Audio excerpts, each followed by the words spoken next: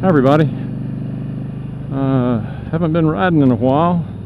Just got back from vacation and thought I would go out and do a quick little vlog here to kind of get back into it again. This is probably a stupid idea. There's a big major storm coming into the area pretty soon, but I think I can get a quick one in. You might get an idea of what some of those clouds look like out there, but we'll do this quick. This is a nice little road here. I think we've been down it before. I don't know if we went down this direction, but had a great week off from work.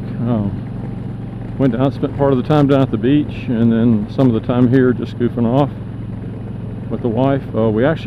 She and I both rode this morning and tried out a new Senna intercom system. It worked really well.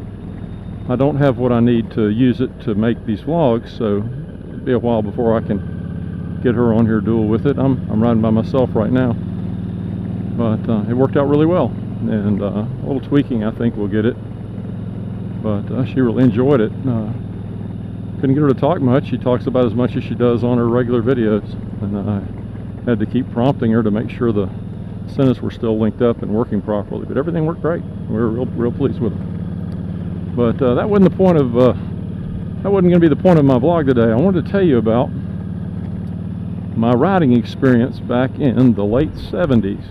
Now, my folks wouldn't let me have a motorcycle when I was a kid, and I grew up in the city, so the best I could do was a mini bike, and I rode that like crazy.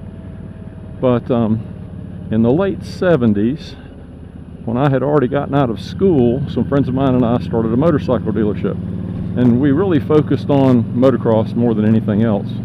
Well, I did mention that I haven't ridden anything but mini bikes, right? So maybe motocross isn't the smartest thing to do. Well, some of the guys that worked with us had been racing motorcycles for years, been racing motocross and enduros, things like that, and so it gave me some advice. I wanted to start out on a 250. I'm not a small guy, I'm over 6 feet, but I didn't weigh much, and he said, well, the 250 class, you're probably going to get killed, because those guys are just ruthless. And so I said, okay, what do you suggest? And he said, well, why don't you just start on the hundreds, just get out there and learn. So at the time we were a dealer for Hodaka, and so I got a Super Rat 100, which to this day is probably still my favorite off-road motorcycle. Absolutely, had more fun with that bike. Best woods bike in the world. Really small. I could just zip through the woods and leave all my friends behind me when we did take time off from racing and go out into the woods. Well, at my advanced age of, what was I then? Let's see, probably would have been 25, 26 years old, learning, and really basically learning how to ride a dirt bike. I'm thrown out on the motocross track. Well, I didn't, as you can imagine, I didn't do very well. I mean, I'm at the starting line, and they have the particular track that I was at on this one race. I'm lined up with about 20 other guys, and I look to my right and look to my left, and these kids look like they're 10 years old. Their feet don't touch the ground when they're sitting on the bike still. Their dads are having to hold the motorcycles up for them so they won't fall over. And I'm just looking at that, freaking out. And to me, I'm sitting on this little Hodaka 100. For me, it's about like a mini bike. I mean, it's a little bitty thing, but I wanted to get out and start on something, and I didn't want to get killed in the process, and figured these kids aren't going to hurt me. But anyway, we went to this racetrack in near Troy, North Carolina, and it had been an old dirt track. Not familiar, if you're familiar with that, but old stock car dirt track, where they ran the bank turns. It was an oval, and had bank turns, and the banks were probably, I don't know, vertically about 15 feet from the infield up, and then they dropped way down on the back side, maybe 25-30 feet from the top of the bank to the back side of the track. Well, the way they had this motocross track laid out, we started at like turn 1, made a hard left into the infield, had one little wiggle, and then we did a straight, fast as you can go, right at turn number 3. And you went up the track, and you had to be braking when you went up the track because you had to immediately get the front wheel back down because you went down the backside and made an immediate 180-degree turn and went back up the track. Well, during practice, I used to ride with an open face helmet. I wore with a 3/4 helmet, and I just wore a set of goggles. And during practice, I was following an open class guy, and we made the little turn at the bottom of that on the back side of the track. And as he went up, his back tire picked up a rock about the size of my fist and fired it right past my head. I mean, it couldn't have missed me by about an inch, but right by my right temple. And I said, whoa, this isn't going to work. So I went back, and one of my buddies had what they used to call a Scott race face, which was goggles and a plastic face guard and all that all in one. And so I borrowed that from him. So I rode that borrowed that for the rest of practice and for the racing. Well, I get out there in the race, and I only have a race or two under my belt, and but out there, and they drop the gate and off we go. And of course, I'm the last one into the first turn. These kids only know wide open. They never shut the throttle down. They stand on the pegs the whole time, and they're just one with a motorcycle, and they're just unbelievable. They're leaving me so fast, it's not funny. Well, we got down to the first turn, and we make the left and head toward the infield, and at the little kink, one of the guys in front of me fell down. Now you got to understand, I am so psyched now because of this, that you know, I am just, man, I said, I am in front of somebody. This is unfreaking believable. And so what did I do? You know, I just kept that throttle wide open, and we went up to the as we got up to the base of that bank track, I still had that throttle wide open, and God knows what gear I was in. Well, let me tell you something. I went off that track, I went off that bank like a Saturn V rocket. You could not have launched me any higher or farther in the air than that thing. I know that it's 30 feet down to the bottom. I don't know how high up in the air I went, but the guys I was with said that everybody at the track looked and watched me as I fired off that bank. And needless to say, as I came down, the bike rotated over forward because I was, you know, had been practicing that. I was trying to get the front wheel back on the ground so I could steer it again when I got to the bottom. Well, the front tire and my face hit the ground at the same time on the other side, along with my right shoulder. Well, I guess I was unconscious for about a second or two, woke up and realized I'm laying right in the middle of the track and don't know what's going on. So I start trying to crawl off the track, off to the left side, and for some reason my right arm doesn't work. But I'm trying, and I finally get myself crawled over there and pretty much pass out. Well, I woke up in the hospital.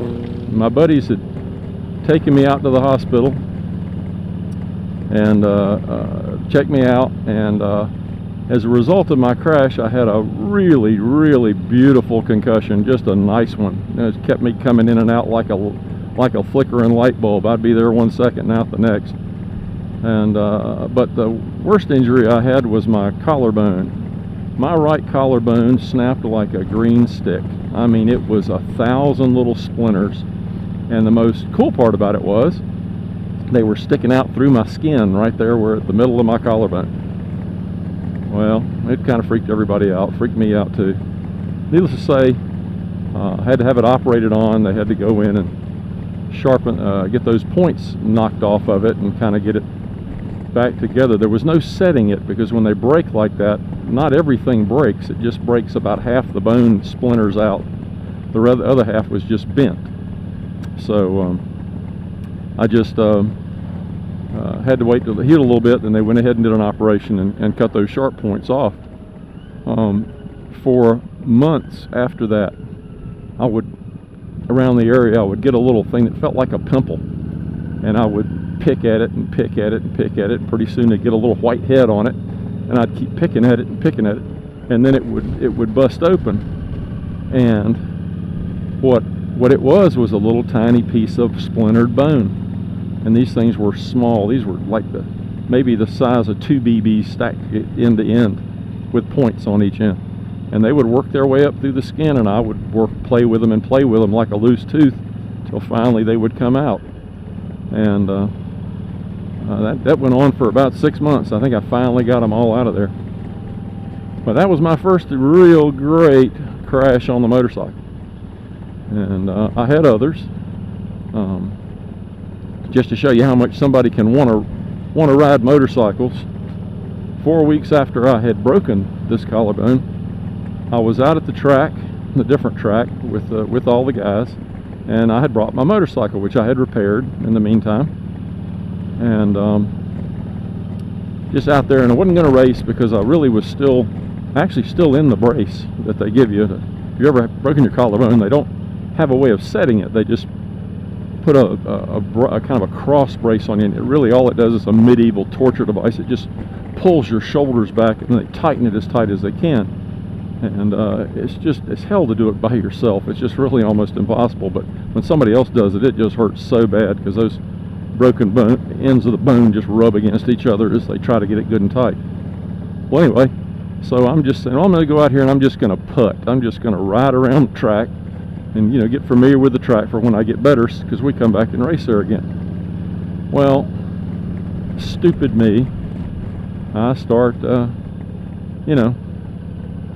riding a little faster and a little faster, and pretty soon I'm up to my normal race speed, and went over this one jump, and when I landed, it landed a little funny. I hit a fairly deep rut, and it was just enough that it jerked the handlebars, and when it did, I didn't have the strength in my right arm to keep them from twisting, and I went over the handlebars again. Yep, sure as the world, I broke that dadburn collarbone again. It just separated where it had all tried to heal back up. And I went back to the doctor. He said, yeah, you broke it again, you dumbass. And so went back in and put the brace back on, and 8 more weeks of trying to get that fixed. But that wasn't the end of my racing career. I should have taken the hint that at my age and at my experience level, that maybe I shouldn't be racing motocross or trying to race motocross. But maybe 6 months later, maybe almost a year later, I had moved up to open class. I actually had gotten a little better, and I worked up to open class, and I was riding a Rokon 340, which I know nobody's ever heard of, but it was a bike made in Keene, New Hampshire. Had a Sachs engine, a torque converter, drive system. It's like sort of like a mini bike or something. It was just, you just twist the throttle. There were no gears to shift. And so it did have, and it had disc brakes, which was amazing. You got no engine braking on it, and so you had to have some really decent brakes on it. So I was riding that, and we went back to the same track, and I just said, you know, I've got to ride this track. I can't let this thing beat me. So I got out there, and we were racing, and it had rained the day before the race, and a couple little mud holes out on the place. And you know, if you've ever raced in mud with mud, you know that the ruts get deeper and the water gets splashed out and it gets super slippery. And I went around the little kink in the middle of the infield before taking that long race to the bank, and I lost the rear end on the bike under acceleration, and it did a real quick little low side on me. Well, I had my right leg at a real awkward position. I of course wasn't planning on going down, and the bike kind of fell on it, and I heard something pop, and got back up, got the bike going, and took off again. And when I got back to the pits, my right knee was just getting stiffer and stiffer, and I just really couldn't bend it. And it turned out I hadn't broken anything, but I had ripped the cartilage loose inside there and really stretched the tendons really badly. So I decided that was time for me to retire from motorcycle racing, and so I did. And I went back to street riding, and I've been very happy ever since. Knock on wood, have not had a single problem riding on the street. Boy, I sure had fun in the dirt though. But oh well, that's enough for now. I just wanted to get back in the saddle again with these vlogs. I hope you liked what I posted from when I was down at the beach. Turtle Lake was really cool, and a little walk to the beach, things like that. But check them out, and if you like them, let me know. You know, if you want to follow me, please subscribe, or just leave a comment. If you don't like it, tell me. I can do something else. But just wanted to get back on the bike, start work again next week. My wife informs me I have 40 work days left before I retire, not counting the weekends or all that good stuff. So I'll keep you informed, and you guys take care. See you later.